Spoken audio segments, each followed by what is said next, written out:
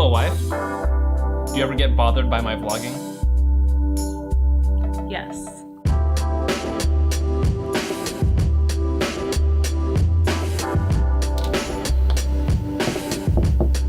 Hey, good morning. What day is today?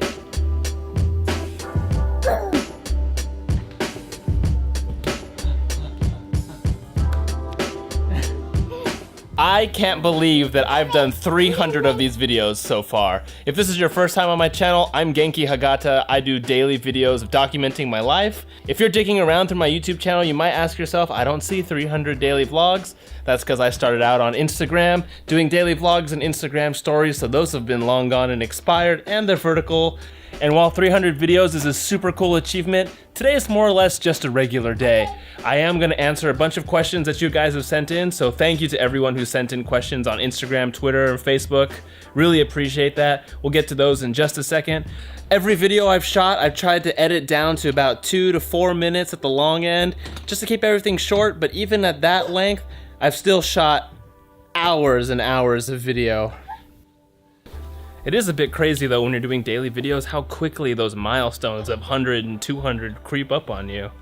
It's nice though. I think it's only fitting to start off with the first question being, what was my first camera?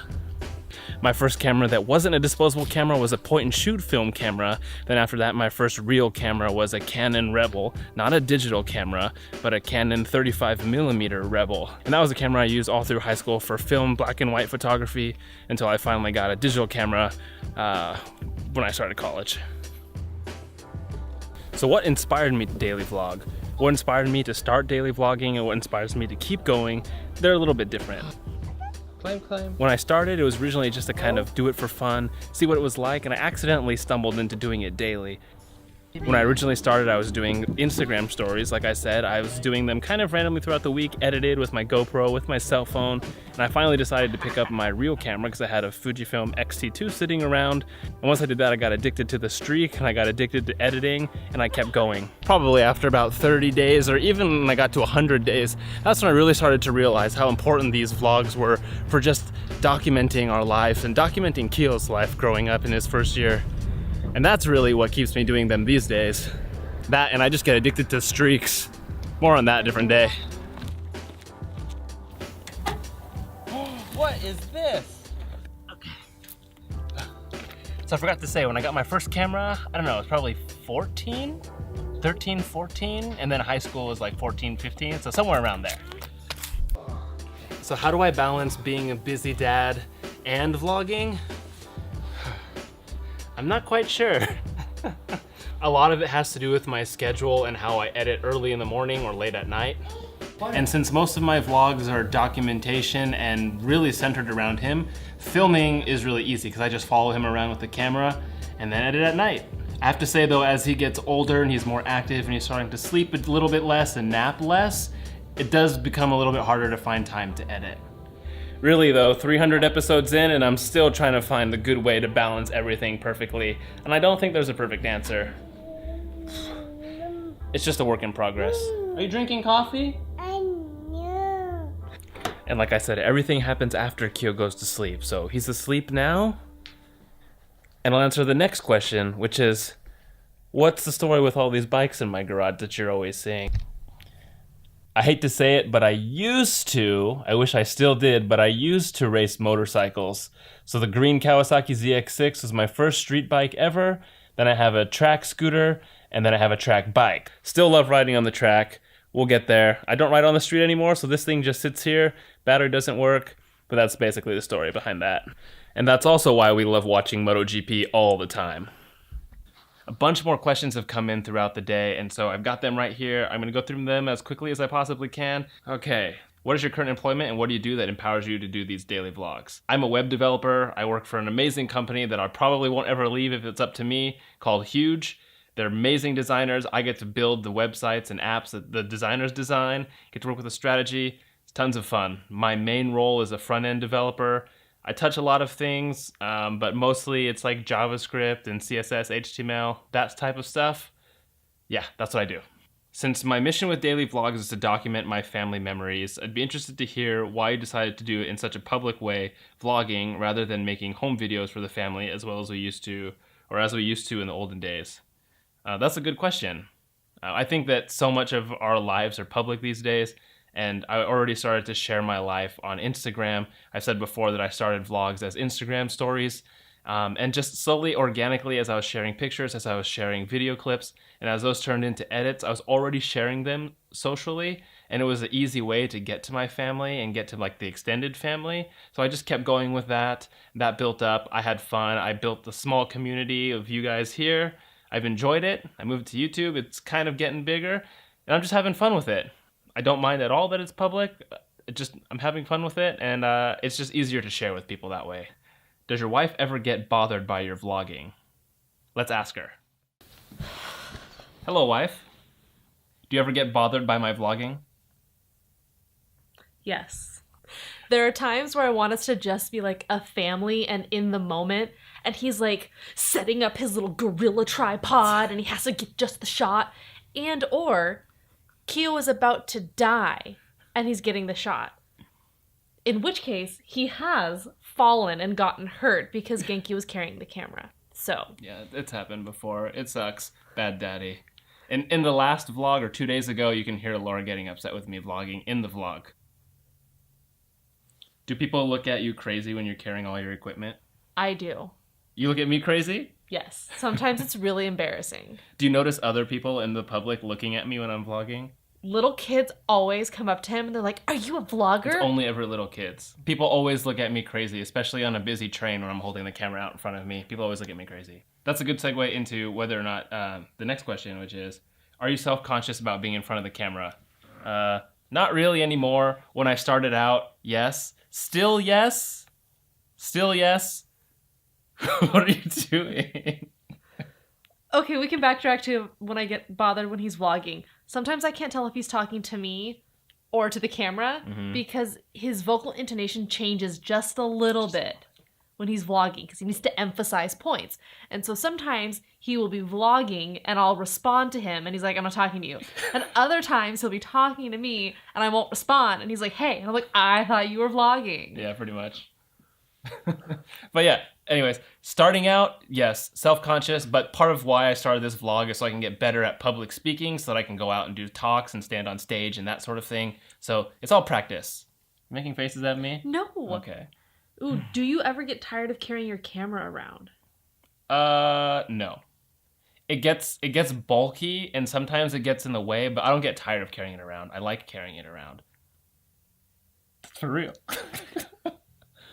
What's my gear setup? My gear setup's evolved over the last 300 days. I started off on the Fuji X-T2. I upgraded that to the X-H1 because I broke the other one and broke it again and then fixed it. Yeah.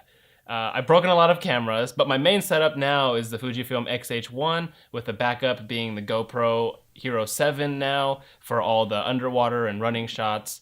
And that's been great because I used to run with the giant camera and the giant GorillaPod, and that got heavy after 2 miles or 3 miles. And then as a microphone, I just upgraded to the one that I'm recording on right now, which is the Rode VideoMic Pro Plus. I used to shoot everything on the Rode Micro, and before that, I just used internal camera audio. So whatever we've got. Oh, and the GoPro Hero 7 audio is really good now, so I don't use an external mic when I'm recording with the GoPro. Do you plan out your content, or do you just wing it? Most of the time I just wing it, and I figure out the story as the day goes on, and as I get random shots in the morning, I start to piece the story together throughout the day, and then when I'm editing, that's when I kind of see what I captured, and I can put the story together of how the day went and like what the main points are. But more now than I used to, I start to write out little outlines and maybe even sometimes a script that I'll read if I really want to like drive home a point. But most of the days, most of the normal days, all just kind of made up as I go along. How much time do you spend editing each vlog? It depends. I've gotten faster over the year. Used to take me, well, okay, I've gotten faster over the year, but as I get faster doing normal edits, I add in little things. So I'm constantly trying to learn new things every single day, whether that's as simple as like a new hotkey or a new editing technique. I'm just always trying to add something. So as I get faster, I put more in. So my general editing time on a fast day is like 90 minutes.